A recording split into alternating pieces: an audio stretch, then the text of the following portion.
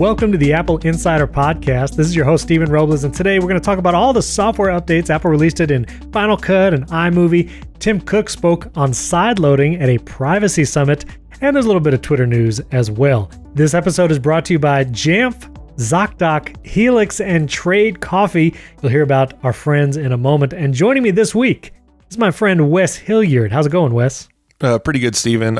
Breaking news, everyone. Elon Musk has bought AppleInsider for $1.4 billion. So, oh, man. There we go. Final bid. The Twitter Elon Musk news has been blowing up the last day or so. We're not going to cover it here at the top of the show. We will save it for later because it's not really Apple related, although it really feels like if there is one social network that is closest to the Apple community, it is Twitter. I have an Apple angle on this, so don't worry. Oh, okay. Very good. Very good. Well, we will get to that in a little bit. We got some exciting updates across Apple software. Apple TV Plus, I want to mention that because they've been killing it. But quick shout outs. All of you have given 5-star ratings and reviews in Apple Podcasts, which if you go to the Apple Podcasts page for Apple Insider right now, we have like photos for our hosts and guests now. You'll see Wes and William and myself. Wes, I don't know if you knew this. I didn't know this about William Gallagher, who our other co-host of this show. He's got like a pretty robust Wikipedia page. Have you ever seen this Wikipedia page? I looked it up before. Yeah, he's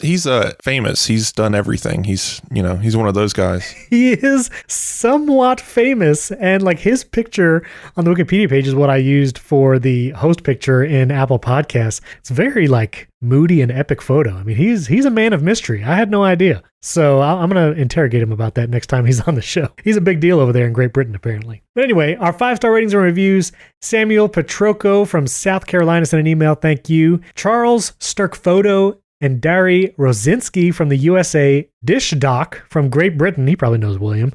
SPS 1111 from USA. Showwalker Tech Hyper. That's pretty cool. It's a good name. USA.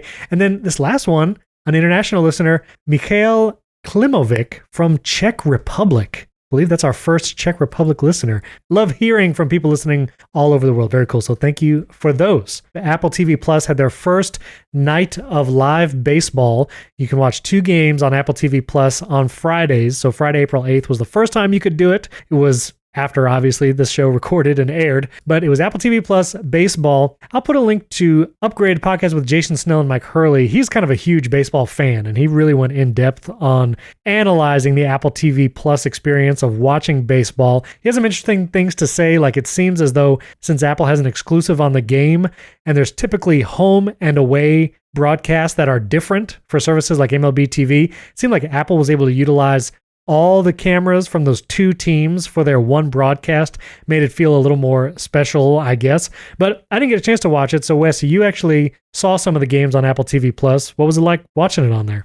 Well, some of my commentary will probably be colored by Jason Snell and others who have talked about this just because I share their opinions. I don't always have the right words until I hear, more educated people talk about these things, especially when they actually like the sport. Yeah, I enjoyed it. I mean, again, I like watching baseball. I actually enjoyed this game. I agree in the fact that Apple did a really good job of making this feel like a more important game than it is because it's one of the first games of the season. Who cares? Right. No real stakes here, but the announcers were somewhat entertaining. The presentation was good. The picture was clear. The graphics were good. I learned that they call the thing a score bug. Right, the little bug. Yeah. I think it is a bug. They call it a bug or something, and I was like, okay, so that's what that's called. Anyway, all that was really cool. It was funny seeing the Apple TV Plus logo and the score counter up at the top. All the little things, very obviously Apple leaning into certain things. There was a Ask Siri segment during the game where they asked Siri questions about baseball stars. So Apple was definitely taking advantage of their position, owning the rights to this. But on the other end, it was also very obviously MLB sponsored. Mm-hmm. People didn't really know what to expect going in, and I assumed that this was going to be the case, but now that we've seen it definitely is. That Apple literally paid MLB for the rights to stream the games. So it's not that Apple owns baseball or the MLB or something now. That's not what happened. Apple just has these streaming rights. So MLB still hosts the game, chooses the ads, chooses the sponsors, and pays the actual commentators, right? All of that being the case, this is still very much an MLB game that you'd get on cable television. The difference being Apple is running the game from the pipes, from the game to the TV. So we're seeing a lot of different changes that way. Yeah. And I heard that there was like Microsoft Surface ads, and stuff like that on the Apple TV Plus broadcast. So one of the sponsors was a betting sports app, and another sponsor was a home COVID testing kit. Very weird ad, I might add, but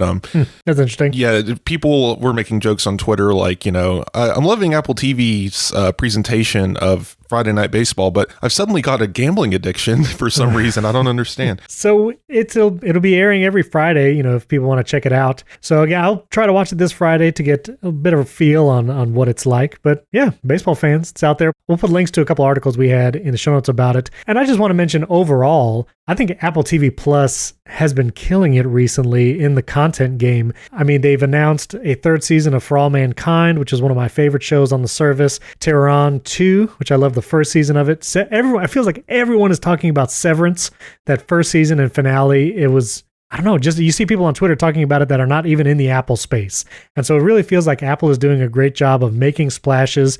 I started watching Pachinko last night on Apple TV Plus. It's an original and beautiful cinematography, engrossing story. And they have a ton of other announcements. We cover it on AppleInsider.com every time there's a new deal, new show, or new movie announced. And one of the knocks on Apple TV Plus from other commentators in the past have been like, well, it doesn't have a back catalog like HBO Max or this. And I feel like after a couple years, they're going to have a ton of new content and a back catalog already.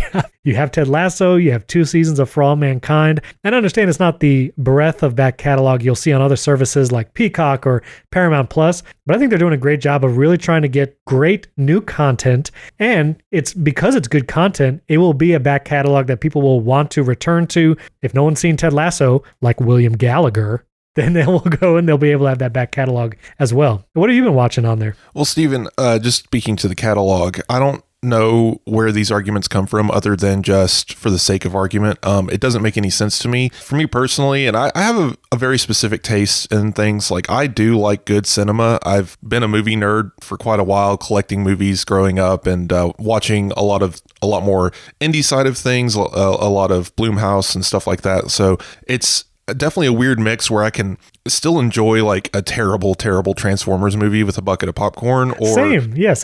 Watch the latest amazing, beautiful Wes Anderson film. I watched that the other day. Have you seen French Dispatch? My God. Anyway, no. Yeah, that is just, if you like Wes Anderson, that is like the, again, epitome of just his work. It's just so him in every way, so well done. Not for the kids, so don't watch that with the kids. Sure. But anyway, as far as Apple's going, I just don't understand the argument that there's, no value, considering there's just so much variety, and I'm into so much of it. It's wild. Like, I expected going in 2019, like, yeah, 1 or 2 shows look like they'd be interesting, but hit after hit, Central Park. I've watched everything that isn't a documentary or a baby show, literal, like, for babies show on that. So, and maybe not and I haven't really watched the foreign programming so much yet, if only just because of time. Yeah. I do want to get into Pachinko just because I've seen some of the work behind the scenes there, but pound for pound, I have watched more shows and finished more shows on Apple TV Plus since 2019 than I've seen on Netflix at all. Period. Like in paying for the entire time. So more than $400 spent on Netflix. Right. I've watched maybe 3 TV shows from that platform the entire time I've been watching Apple TV Plus. And especially for those just getting into it, if you haven't invested in Apple TV Plus yet, you've got so much to catch up on. There's multiple seasons of multiple shows that are just absolutely outstanding. And I think the argument about back catalog is that Apple TV Plus doesn't have a The Office or Friends or one of those like long-standing TV series that people tend to go back and binge watch, or Sopranos for HBO, stuff like that. And it doesn't have a bunch of movies that someone like Netflix or Amazon Prime have paid for to air on their channels, like the Fast and Furious series or something. Right. Which, not speaking of any of the quality of those things, but it's saying that they don't have that kind of back catalog. And I just think Apple TV Plus is building a platform where they may not ever need something like that because their original stuff is good. There's room for everybody. I don't think we live in a world anymore where you're going to choose Hulu or Netflix, Apple TV or Disney Plus. I think people with the money and the time are going to invest in multiple platforms. And I dare say that Apple TV Plus should absolutely be one of those platforms you invest in, if only because you can get it with any Apple One subscription bundle. And that bundle has so much value in it. It's ridiculous. Netflix is $20 a month now. Yeah. If you want to get like the 4K version, it is $20 a month. And even a standalone Apple TV Plus is $5 a month. If you spend the same amount of money on Apple, so if you do $20 a month, I think that's the Apple One, the mid-tier, second tier. Yep. Whatever that's called. Like I know the top one's like Premiere or whatever. It's the second tier. You get Apple Music, Apple TV, iCloud storage, all these things, and all the programming of Apple TV is baked in there, and Apple Arcade and all of that. And so I just don't see the value of Netflix anymore, especially when they like COVID gave them a chance to breathe, and they've kind of failed to perform here, in my opinion, because since COVID, you know, all we've heard is Stranger Things 4. Please keep your subscription. It's coming. Honestly, everything I'm watching these days is not on Netflix. It's on Hulu. It's on Disney Plus and Amazon, Apple, Crunchyroll, you know, and I'm just wondering, what's the value of paying $20 a month for one or two shows that I care about? It's crazy. Yeah. And honestly, I have maybe paid for like 1 or 2 months of Netflix and then canceled in the last year. Probably because I wanted to see a Red Notice or some kind of like popcorn flick. They've been doing a lot of the Ryan Reynolds. You know, it feels like whatever deal they have with Ryan Reynolds is probably paying off. But a lot of times it's just for 1 or 2 of those movies, and then I'll just cancel it because there's not like a breadth of content that I want to see there. But you did ask me earlier what I like on Apple TV Plus, and I definitely finished Severance. Yes, an amazing show. The finale is painful because I know it's going to be at least 8 months before we even get a hint of what's next. Oh, it was an incredible finale, though. It was absolutely amazing. Like that is one of those things where like must see TV. Like it's a silly buzzword, but this really is. It's just like you have to go and watch the show. Don't get spoiled on it. For All Mankind, absolutely one of my favorite shows on here. I'm excited, obviously, for the next Ted Lasso. Less so than I was maybe season 2, just because it's good, but I'm not, you know, raving mad over it or anything. So one of my most favorite, just out of the drama and the consistent storytelling and the amazing characters and actors, is probably The Morning Show. I just love that show. I've showed it to everyone that I can. Amazing drama. Yeah. And I'm really excited for season 3 and what they're going to do. Yeah, that's fun.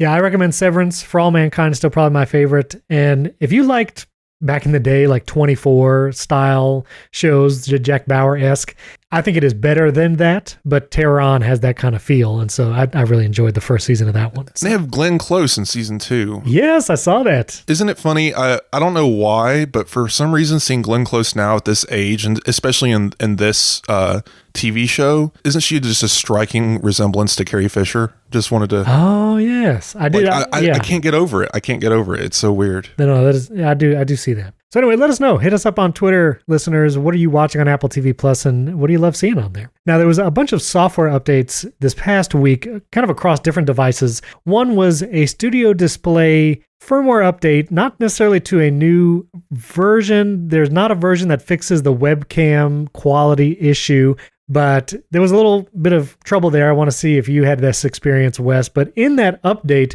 there was also mention of a new Mac Mini device, which is a funny place to find that mentioned in a Studio Display firmware. But we've long heard about a new Mac Mini coming soon, probably with an M2 chip. Might be one of the first devices to get that. If Apple follows its release cadence, we'd probably see it in November. I think one of the listener questions actually from the Twitter community was, will we see a MacBook Air at WWDC, which I don't think so. I think I am leaning more towards Wes's analysis of late, which has been there's just going to be a consistent release cycle of Mac Mini, MacBook Air, base model MacBook Pro in the fall. And then if anything is announced at WWDC hardware-wise, it's going to be that Mac Pro, probably nothing else. I really don't think that we're going to see much else at WWDC. But did you have this firmware thing come through on your Studio Display? I believe I got an update right when I got the monitor. Now, this isn't to be confused with a new update. This is not a new update. Right.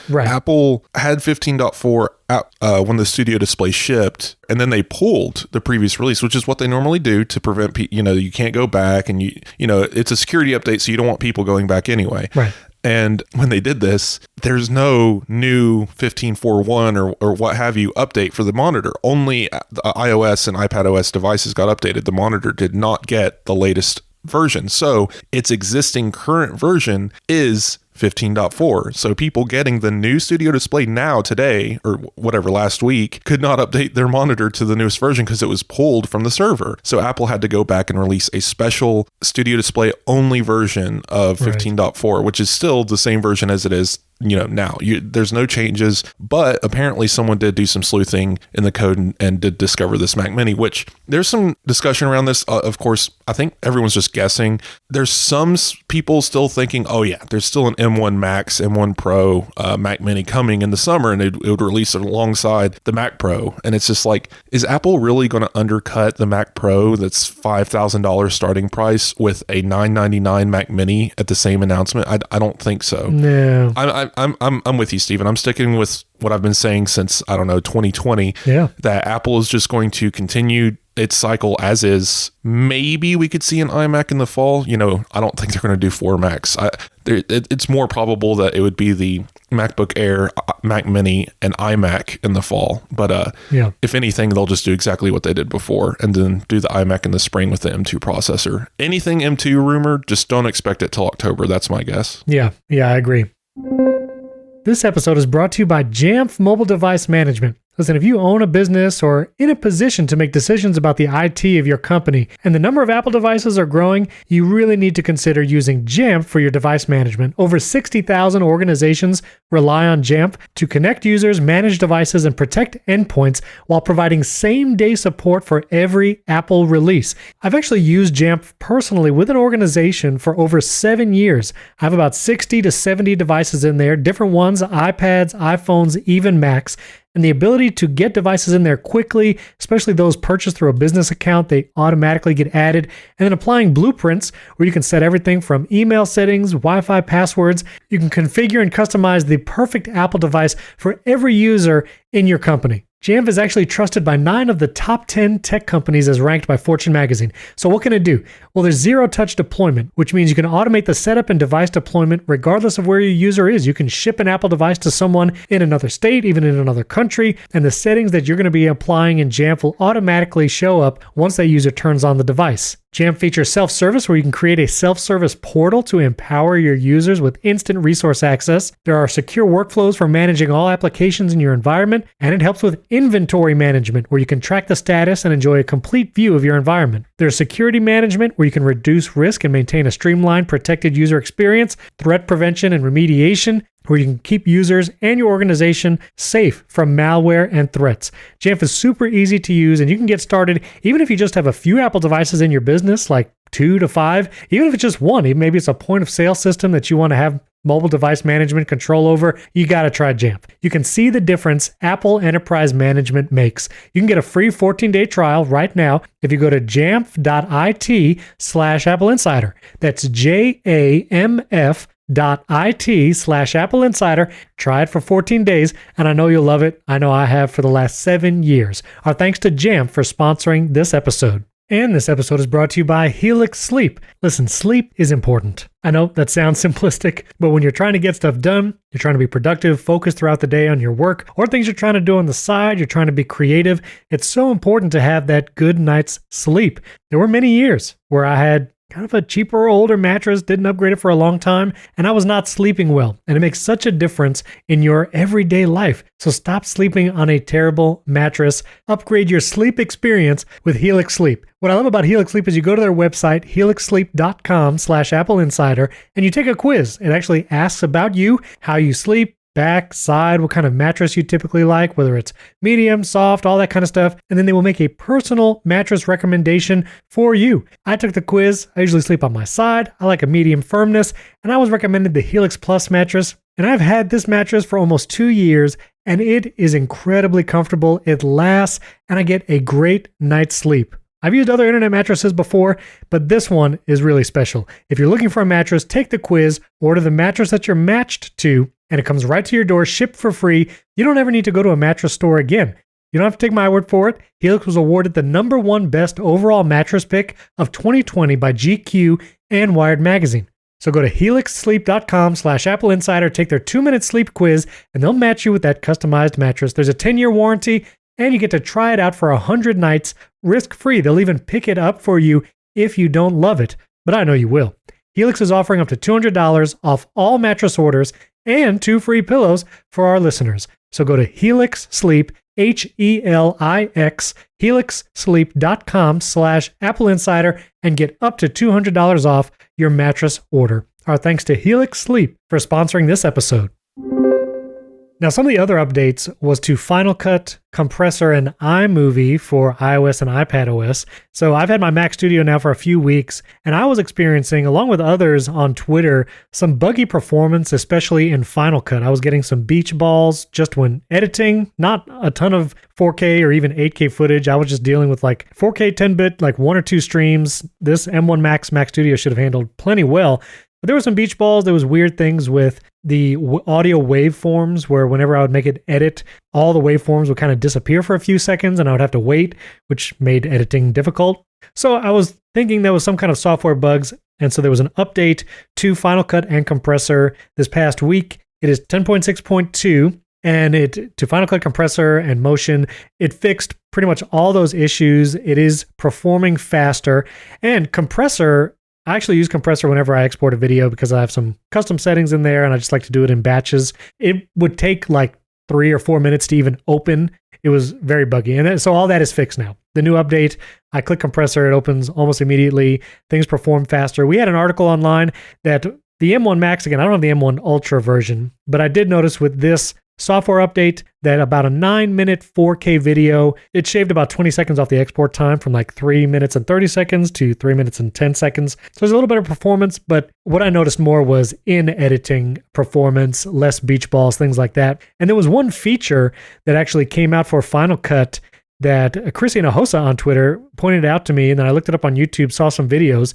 Final Cut has had a built-in noise reduction setting. So if you have fan noise or background noise in an audio clip, you can try to have Final Cut reduce the noise and it would work okay depending on what that background noise was. But they've added a new feature in addition to noise reduction called voice isolation. This is another checkbox that you can click and it works surprisingly well. This is the same technology that Apple uses on like FaceTime calls. They announced it last year at WWDC where you can turn on that voice isolation and they had that funny video of like a leaf blower person in the background making a lot of noise. You turn on voice isolation and you can hear the person talking a lot better. Well, I will say from the examples that I've heard and just for a few minutes of trying it out, this voice isolation feature is pretty incredible. You can even crank it up and it doesn't sound robotic. It's one of the things with noise reduction settings. If you crank it, you'll start sounding funny. Like if you have spoken word from a talking head video or whatever. And this voice isolation is really impressive. So if you're a Final Cut user and you have some audio clips, previously you've had to use plugins like Isotope RX9, which I also have and use and works incredibly well. But depending on your use case, this voice isolation might work for the use cases you have, cutting out background noise. So encourage you to get that update, try it out. Voice isolation is a very cool feature. And then iMovie for iOS actually added 2 new features, one called Storyboard and Magic Movie. It took me a while to realize the difference. I actually broke out my iPhone and used them both. But Magic Movie will basically let you choose a bunch of clips or even an album in your photos library. Could have videos and photos. And it'll basically just make a movie out of all those, put background music, and you can just have a movie. It's kind of like the memories feature that Photos does, putting together a video. And Storyboard is really cool. You can choose a kind of video you're trying to make. Maybe it's a do-it-yourself. Maybe it's a product review. That's actually one of the templates you can choose. And then it shows you all the different shots you should insert for a product review. Here's a close-up of the product. Here's a wide shot. Here's a talking head. Here's a mid shot. And you just choose the video clips you want to use, basically walk you through making those kinds of videos. Have you got a chance to try either of those out, Wes? Not really, no. I don't really mess with iMovie. I do take video, mostly family or pets or whatever, but just not really a big part of my workflow. Never really got into it too much. But I do like that iMovie's really powerful, and it makes me wish Apple, made a photo editing application that was updated regularly with professional tools and algorithms and such. Don't get me started. Yeah. Don't get me started. You got me started, Wes, because I was a huge Aperture lover back in the day when I did travel photography for my work. I traveled to other countries. I would do photos and videos. Aperture was what I used when I was traveling to edit all those photos. And now, I mean, there are great applications out there. I know the Affinity Suite has a good application. Pixelmator, I'll mention also, I actually had a recent update. Pixelmator is incredible. I use it all the time for making like the header images or thumbnails for YouTube. Love Pixelmator. But when it comes to photo editing, Aperture was just so good. And it is the one Adobe application I still use, not on my Mac, because I don't want any Adobe stuff on my Mac. I use it on my iPad Pro and iPad Mini because I like it contained in there, and I like being able to use the Apple Pencil, and it works well there. But I would love to see the resurgence of an Aperture app, even if maybe it just comes to iPad first. I don't know, just like Final Cut is only on Mac, maybe just put Aperture on iPad. Let's see what happens. Yeah, this is a whole different discussion, but I just really wish Apple would make more apps. I think Apple... I mean, they obviously, yes, the question is they have 30 to 50 apps or whatever pre-installed on the phone. This doesn't have to be pre-installed. Just Apple, make more apps, make more things that are just really nice, give developers something to go off of, an example, or just give us something really cool that no one else thought of or no one else can do because you have access to things that other people can't. Yeah. And I think non-destructive photo editing is one of those things. I mean, the Photos app is great. I mean, it's really powerful for what it is compared to what it was in like 2014. It has come a very long way, and it's taken on a lot of really good feature sets, but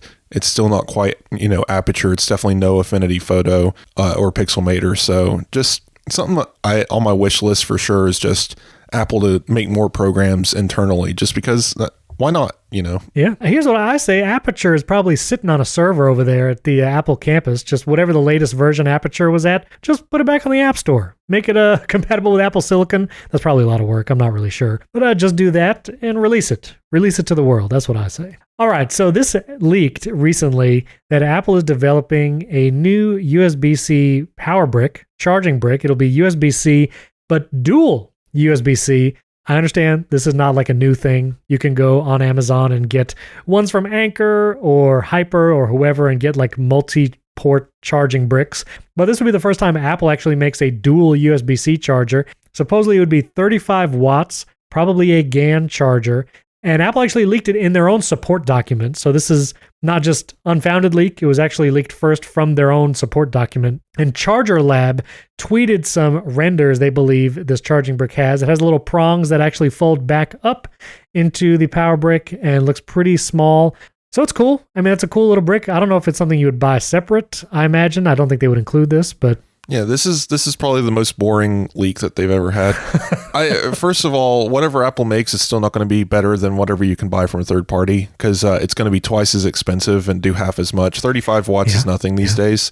Satechi sells a 3-pronged USB-C charger that has 108 watts that like is still half the size of this render. So, and I think it's like in the $60 range. So that and this whole thing seems to have been debunked upside down. Like, who knows what this looks like, but the images going around seem to belong to a Mophie brick that's coming out soon. So that's completely wrong anyway. So we'll see what this thing turns into. It'd be cool if Apple could finally embrace GAN and come out with 20, 30 watt brick the size of their 5 watt brick that they currently have. That's completely worthless. Which Anker has a 20 watt brick, the exact same size of Apple's 5 watt, and it's a GAN, so it can be 25 watts in that small package, which gives you fast charging on your iPhone, which is nice. It's just one of those super weird places in Apple's product line that you have to ask, why aren't they more competitive? I mean, this is Apple we're talking about. If they're going to be charging the premium, why don't these things look like fancy pieces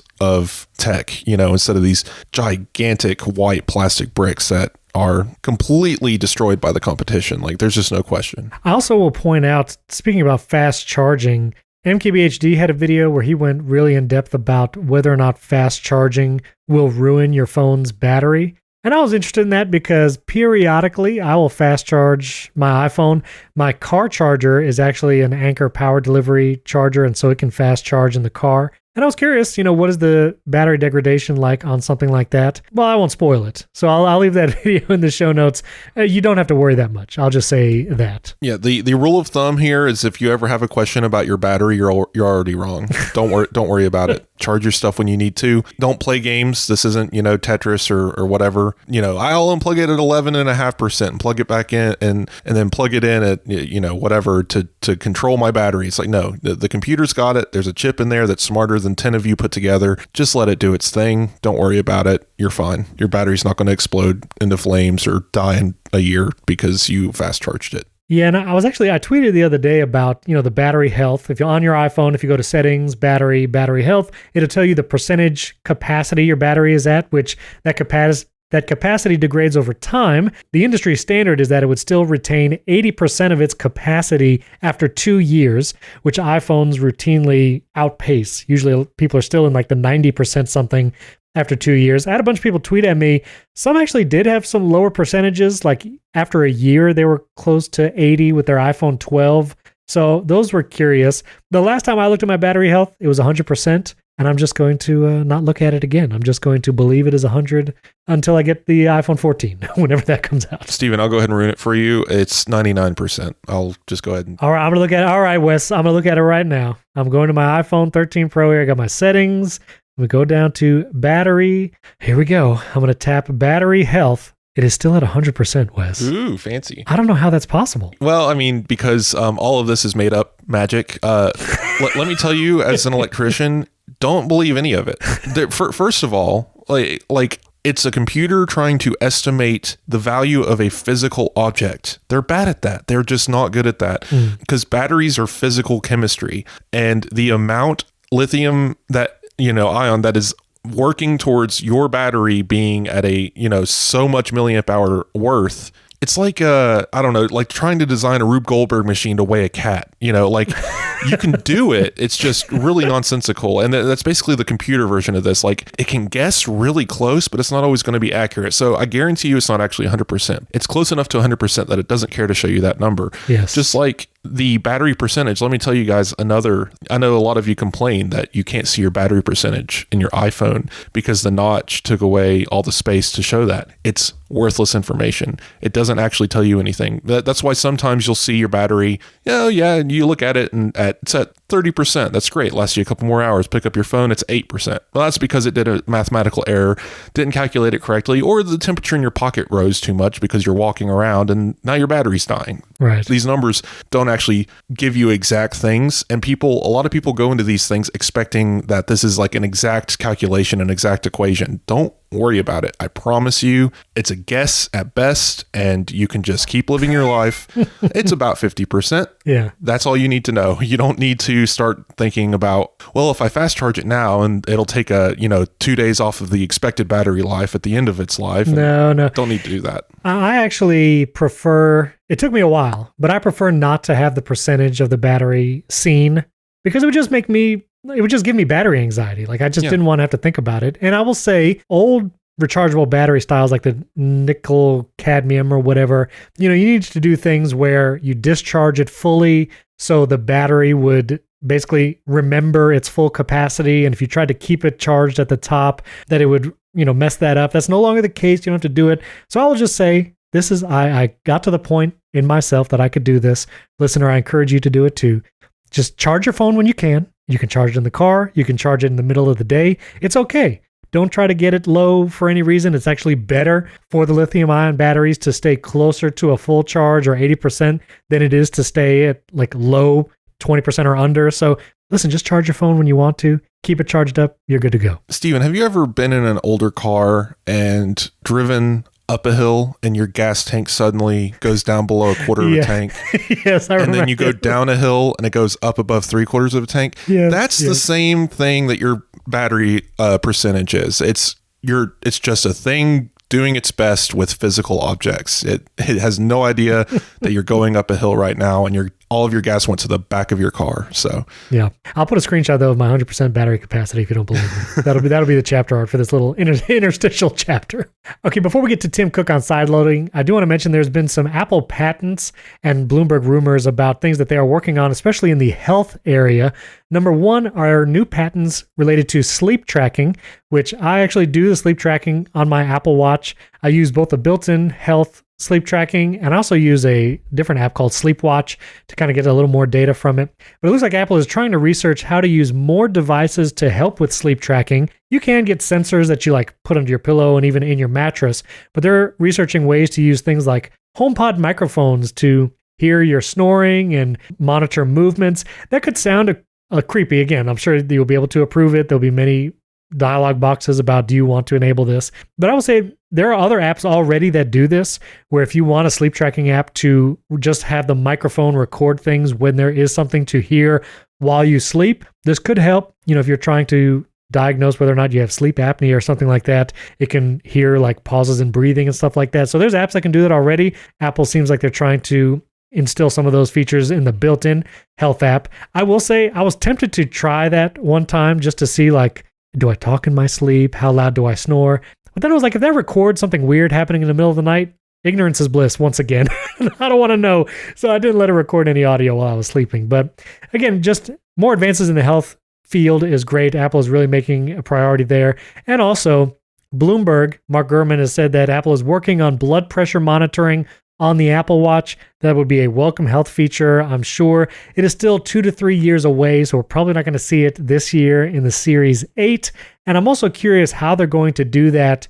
Is if you're going to need a special watch band to actually monitor the blood pressure, or if they can somehow do it with kind of all the different lights and stuff that they do with heart monitoring and blood oxygen, which blood oxygen's not as accurate even as like a finger thing because of the way that the Apple Watch does it. So would be curious how they would instill that one day, but that would be another big audience for the Apple Watch to gain if you could do blood pressure monitoring right on your watch. Well, I could just see a Modern Family episode where the wife has discussed with Siri her husband's snoring problems, and now they're sitting at a table with a HomePod next to her saying, now you tell him what you told me. Sure.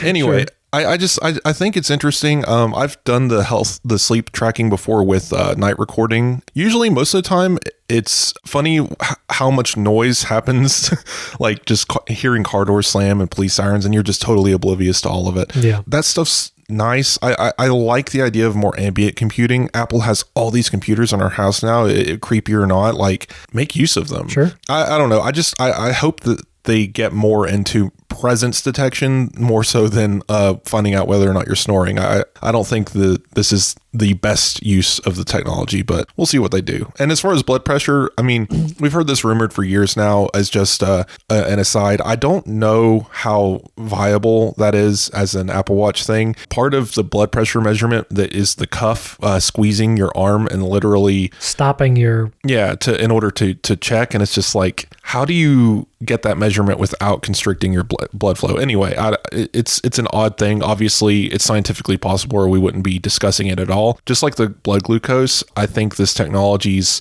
just out of reach, and it's going to rely a lot on breakthroughs that just haven't happened yet. And we expect those breakthroughs any day, which is why we keep hearing about the technology again and again. So we'll see. Yeah, we'll see. This episode is brought to you by our friends at Trade Coffee. And I say they're my friends because when someone gets me an incredible cup of coffee, I consider them a very good friend. I love coffee. I brew my own cold brew at home, my own nitro cold brew. And what I love about Trade Coffee is that it sends me beans from independent roasters from big cities or small towns alike, ships it to my door, and it makes some of the best cold brew coffee or whatever coffee that you prefer. Listen, buying those coffee beans from the grocery store, often they can be sitting there for a long time. They're stale. Instead, upgrade your coffee game. Trade Coffee sends you freshly roasted beans from 60 of the country's best craft roasters, small business farmers. And whether you consider yourself a coffee snob or you just know when coffee tastes really great, well, Trade's real coffee experts personally taste test over 450 roasts, so they know exactly what to recommend for you. And the truth is, Everybody's different. That's why I love when you go to drinktrade.com/AppleInsider. You take a brief quiz so Trade Coffee learns how you like your coffee, whether you want caffeinated, decaf, whether or not you put cream or sugar in it, and how you make your coffee, whether it's pour over, cold brew, traditional style. And if you're not sure what to pick, you can let Trade Coffee decide for you. And then Trade delivers a bag of freshly roasted coffee, whole beans or ground, however you brew it, and they'll guarantee you'll love your first order or they'll replace it for free. I recently had the Greater Goods coffee beans from Austin, Texas. It was a top rated for cold brew, and it tasted incredible. I loved using it in my Nitro cold brew maker. Trade has delivered over 5 million bags of fresh coffee with more than 750,000 positive reviews. Right now, Trade is offering new subscribers a total of $30 off their first order plus free shipping when you go to drinktrade.com/AppleInsider. That's more than 40 cups of coffee for free. That's a good amount of coffee. So get started by taking their quiz at drinktrade.com/AppleInsider and let Trade find you a coffee you will love. That's drinktrade.com/AppleInsider for $30 off. Our thanks to Trade Coffee for sponsoring this episode and our good friends at ZocDoc. And yes, I consider them friends too because they help me find local doctors in my area that I can be sure to take my insurance plan and I can book an appointment right there in their app.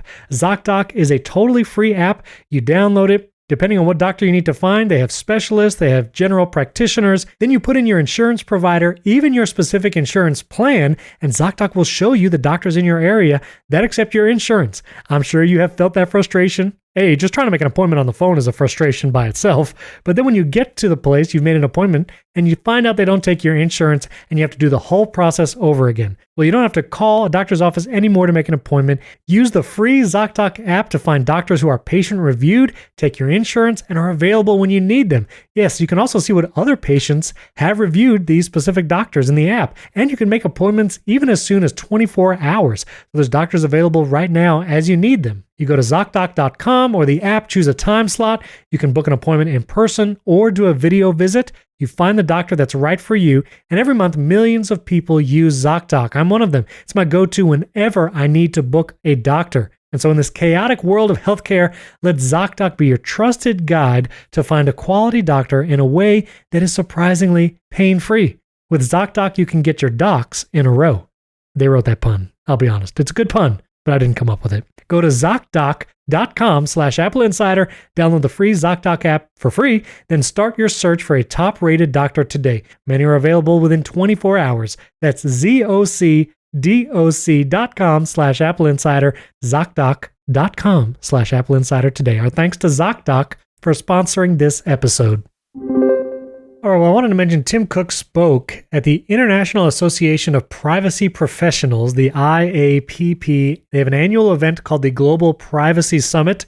And of course, why wouldn't they feature Apple, who is one of the leading forces in privacy in the tech space? You say that, Stephen, but this is their first time appearing at this particular conference. Oh, really? I'm fairly certain I wrote about this. Okay. Well, it's interesting. Obviously, Tim Cook had a lot to say, really took a stance against sideloading, which is the ability to install apps on your iPhone or iPad outside of the App Store. A couple pull quotes. Tim Cook said that, quote, "A world without privacy is less imaginative, less empathetic, less innovative, and less human." He said that to the audience. He also talked about how sideloading would allow data-hungry companies to avoid privacy rules that Apple has set in place, track users against their will. And he insists, Tim Cook says, that it will allow bad actors to work around security protections that Apple has implemented in its ecosystem. And Tim Cook's used this example about some COVID-19 tracing apps that on Android, there were some illegitimate COVID-19 tracing apps that people downloaded, and only later it was found that it infected their device with ransomware. That did not happen on iPhone because those apps would have been rejected from the App Store and they were not there to download. It's funny Apple spoke here at all because they spoke alongside like the FTC chairman and the European commissioner and stuff, like all these people who are vocally against everything Apple does in terms of privacy and security. But I guess Apple just wanted to go there to make themselves known amongst this community. I'm not sure. Yeah. So, this argument, we've talked about it before. There is the stance of, listen, the Mac allows you to install applications outside of the Mac App Store. And Apple claims that it is also private and secure. They have other gatekeepers, like literally gatekeeper is a feature where you can change whether or not you can install apps from trusted developers or install apps from everyone. Anytime you download an app from a third party outside of the App Store, there's like 3 or 4 dialog boxes that warn you about installing it and what that app might do. So we do see security and privacy measures on the Mac, even with apps installed outside of the App Store. So one of the arguments has been Apple could institute those same kinds of privacy features, but on iPhone and iPad. The whole Apple developer community is kind of split on this. One side really wants it, especially to avoid Apple's 30% or 15% cut, depending on, your size of app and how many sales you do. I think it's $1 million a year. If you're over $1 million a year, Apple takes 30%. If you're under that, you can apply for Apple's small business program. They'll only take 15%. So there's a lot of takes on it. I'm still undecided. Personally, I don't know. What do you think? I think we've talked about this before ad nauseum, but I just want to point out, like, for whatever reason, these discussions all center around what individuals think and what individuals want, what nerds want. And I think the conversation needs to look at the wider scope. Look at the audiences for these products. Okay. The iPhone has an install base of, a quarter of the planet versus the Mac being much, much lower. I don't want to pull up numbers right now, but we know the install base of the Mac is just fractional compared to the iPhone and the iPad even. The iPad is a much larger install base even than the Mac. So looking at those numbers and deciding how the operating system operates, I think it makes sense that the iPhone that is in more people's hands, more casual users' hands than the rest of the world, it makes sense that the iPhone is just an absolute lockdown, whereas the Mac starts out an absolute lockdown. But if you are a nerd or a developer who's going to be working on this computer and needs access to certain systems, has the ability to go in and change settings and get access to those systems, should that be possible on the iPhone? It's a bit more difficult, I think, to answer. I don't think so. I think it opens too many doors to abuse. Just for example, because Apple's had to squash so many of these things. Is it Onavo Connect? Whatever that Facebook VPN that they were giving to kids back before Apple just obliterated them out of existence, just used basically there's no rules against this, so we're going to take advantage of it, use the system to allow people to install a VPN to collect literally every ounce of data from everyone, kids, adults, whatever, and use it to advertise to them. And Facebook was clearly malicious in their intent, but whatever, what have you. And Apple changed how VPNs work on their devices, so that doesn't work anymore. They couldn't do that. And this system required someone to install an app, install a profile, and navigate through a few systems that most consumers will never touch. And people did it anyway because they were offered free whatever. I think if sideloading, even if it is a secret switch in settings that you can turn on or whatever, if that is there, people will go out of their way to defeat their own protections just because they think they can get Angry Birds for free. And I don't like that. Yeah, there will be that segment. I also think seeing how Apple has approached you can link to your website from your app change that just happened recently, and how many warning screens and how big and obvious those screens say, you're leaving Apple's this is the risk or whatever that you're taking. I'm sure Apple will go above and beyond to warn consumers what they're doing. I agree to your point.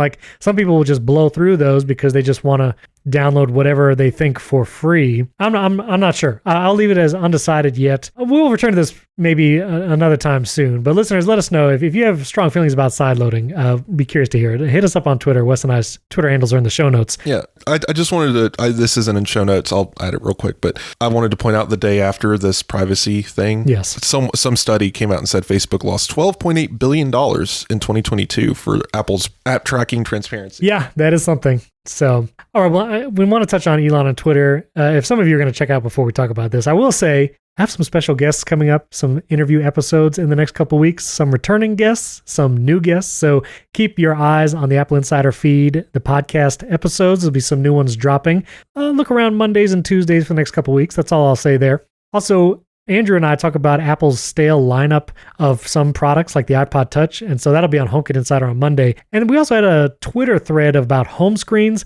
I tweeted something out. I tweeted my home screen and it kind of blew up. Tons of home screens. So if you want us to talk about home screens and maybe me, Wes, and William kind of talk about our home screens on the show, let me know. We'd love to hear if you'd like to know about that.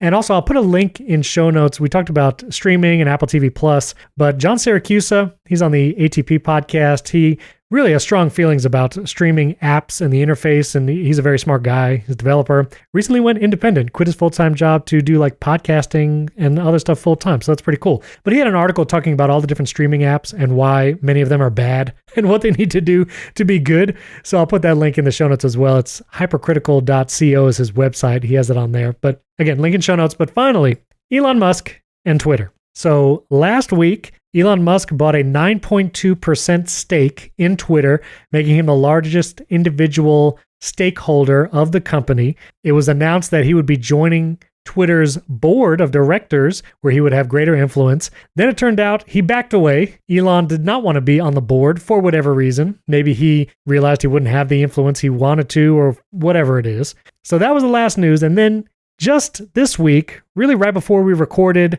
and it's kind of all happening now as we record, Elon Musk put forth an official offer letter to literally buy Twitter.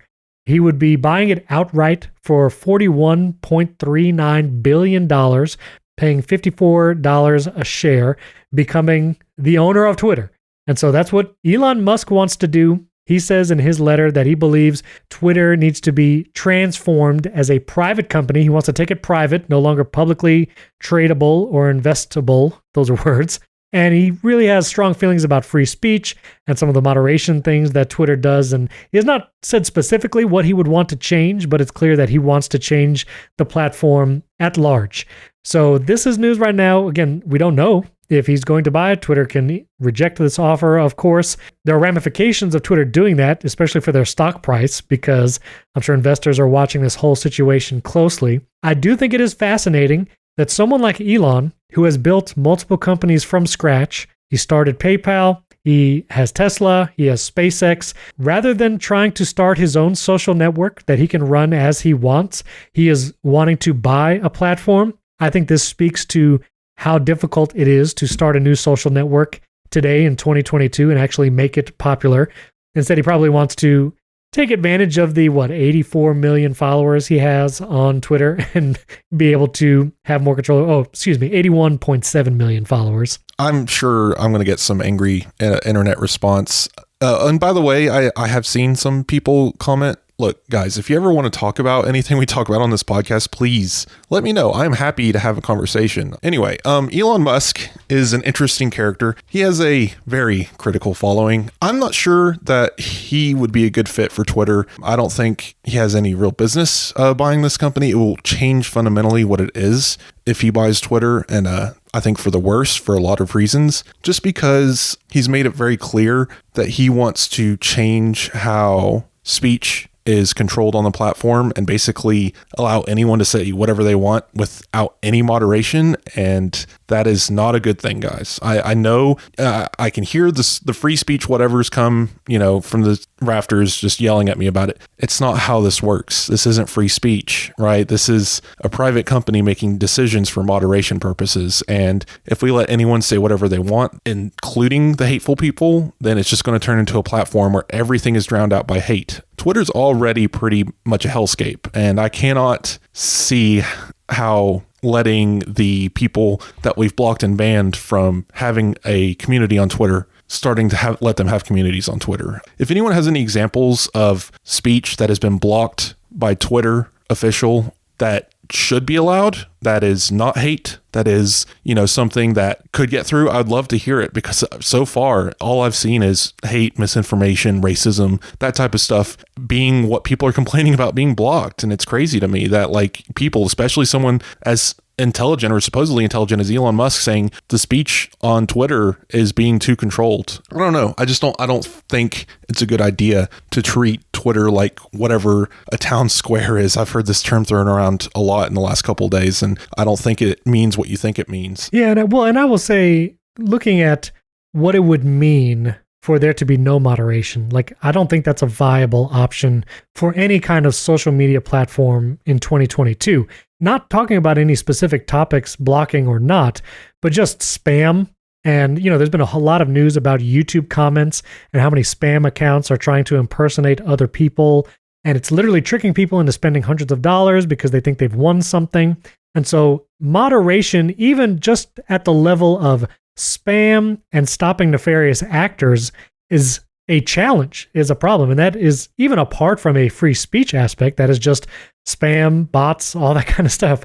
And so that is an area that Elon Musk does not really have experience with. I mean, electric cars, space, and previously PayPal, like none of those platforms have or had any kind of content moderation. And so claiming that he knows what needs to be done in this area, would be curious to hear actual specifics of what he wants to do. Yeah, no specific person has all the answers. And he has revealed some of the specifics. He wants an edit button. He wants no ads. He wants complete idealized freedom of speech, which is not the freedom of speech of our government. This is not the First Amendment he's talking about. He's talking about literal absolute freedom to say whatever you want without consequences. This is very different from what our constitutional amendment states. Yeah, what the constitutional amendment gives us. Like, that's a completely different topic, completely different thing. So do not get it conflated. This is not a freedom of speech issue. There's so many problems with this, not just from a trade standpoint. Like, Elon has a lot to gain. He just bought 9% stake in Twitter. And guess what? If he doesn't get his way, he's selling it. Well, guess what happened after he announced he's buying the company? It has shot up a lot today in trade. And as soon as he hears back from them shareholders, even if he doesn't publicly announce it, he's scheduling his shares for sale. And he stands to make a lot of money from this. And he said in his letter that if he is not able to buy it, he will basically pull his investment because he is unsure of the future of the platform, which would have huge ramifications in the stock market. Absolutely. And here's the other thing, because I've been hearing a lot of analysts talk about this. This is breaking news, so we don't have that much information, but I've gathered as much as I could, and they're all in it. Like, he doesn't have this money. He doesn't. He's not walking around with this money in his pocket. All of his value is investments. So he would have to sell $41 billion worth of stock. That is a huge chunk of Tesla or SpaceX stock. Either way, like, he would lose a lot of his controlling share in either of those companies just to gain Twitter. He would have to do, like, that's how this would have to happen. Unless he somehow gets a $41 billion loan, which isn't going to happen. Like, this money is not liquid. He has to sell his stocks in his other companies to even get Twitter in the first place. And even though he made it sound like a great deal, like he's blowing it up like, I multiplied it by 2 from when I bought shares or what have you. No, it's not fiscally, this is not a good deal for shareholders. It would mean a lot of the larger Twitter stakeholders would get a good buyout, but it also would be underselling the company for what it's worth. What he's offering is different from a valuation, and companies know that, and it's actually, there's probably a lot of backdoor discussions. I heard this, on however reliable you want to take it, from some analysts on CNBC. It would be insane to think that other companies, if Twitter's for sale, if the board is even considering Elon's offer, you'd be wild to think that other companies aren't thinking of putting a bid on the table. Apple, Microsoft, and Facebook are all talking about putting in bids for Twitter now, way higher than this $41 billion stock, because they have the money to do it. Yeah, I will just say my closing-ish statement. I do think Twitter is unique in the social media landscape, especially when you look at how world governments and leaders and politicians literally use Twitter to announce things and use it as a broadcasting engine. When you look at any news channel, regardless of political side, Twitter is quoted, tweets are used in, those kinds of stories. And because it is so open, unlike Facebook and Instagram, but that you can embed a tweet in an article, which you can do with Facebook stuff and Instagram, but I find it not as open and free to use, where tweets can come up in Google searches and things like that. There is something unique and, dare I say, special about the social network that Twitter has created. It's unfortunate that it's one of the smallest in compared to Facebook and Instagram, and not saying it has had a perfect track record as far as changes and updates and moderation and all that. But I am hopeful, regardless of what happens with this Elon situation, that I hope that Twitter stays for a while and actually does get better, because I believe it has the best potential, the highest potential to be a actual good source of information, which would, of course, take moderation and take a large team and take innovation and all of that. But I am hopeful. So I just really hope it doesn't get screwed up. Yeah, That's it. Twitter is the only platform on the internet that is not Facebook. Like, think of it that way. I mean, you have TikTok, but it's not the same. It's not the same. TikTok is no. Yeah, you're not going to have political leaders making announcements on TikTok. They're going to do it in a tweet. Maybe they will. TikTok's interesting in the fact that it is social media, but I put it in the same vein as YouTube. Yeah. It's a different conversation. Correct. As far as what you would call a microblog platform, right? Facebook and Twitter are it. All right. Like the place where you go to post inane updates about your life or whatever, like that, like, sure, TikTok again, but that's video. I'm talking about text. I'm talking about, words, photos, exchange, stuff like that, like a very specific style of platform. And Twitter, Mastodon and what's that one? There's like a micro.blog. Like there's other platforms. They may as well not exist. The numbers are insignificant. We're talking about thousands of users versus millions or billions of users. And Twitter, it really is the only other option. And, Elon Musk taking control, it's not going to change it overnight or anything. It's not going to be like this great trash fire where everyone just deletes their account. But I'm not going to leave Twitter just because Elon buys it or whatever. That's not the stance I'm taking. But what I am saying is I think it would be worse for wear if he does take it over. I think a company like this should be run by shareholders. I think it should have a board that votes on things. I think they should do a better job. Twitter is not perfect. They have a lot of things that they could fix. They definitely have a lot of moderation things that they could improve. There's a lot of things on this platform that are still bad that shouldn't be there. Musk has done a lot of good work. Like, he's really good decision maker, which, he echoes, I've seen comparisons to Steve Jobs. So he echoes Steve in the way that he can execute ideas and make decisions and have the right people around to get his vision completed. But he himself isn't perfect by any means. And we cannot let ourselves get absorbed by the fact he's made this cool fancy car or wants to go to Mars. Those are all great ideas and there's a lot of money sunk into it, but there are flaws here. And going from electronic car maker to social media leader, I don't see how those two things translate. Yeah. Anyway. All right. Well, listeners, let us know what you think about anything we discussed. Twitter and Elon or other things. I forgot what we talked about because it's so deep in this conversation. But tweet at Wes and myself. Our Twitter handle's in the show notes. There's a new Twitter community for Apple Insider. You can tweet at us there. Also, if you support the show, you can send us your messages privately in a special Discord channel just for Apple Insider podcast supporters. You can support at patreon.com/AppleInsider, where you get an ad-free version of the show and early access, or directly in Apple Podcasts. You can support us there as well. As always, thanks for tuning in. We'll catch you next time.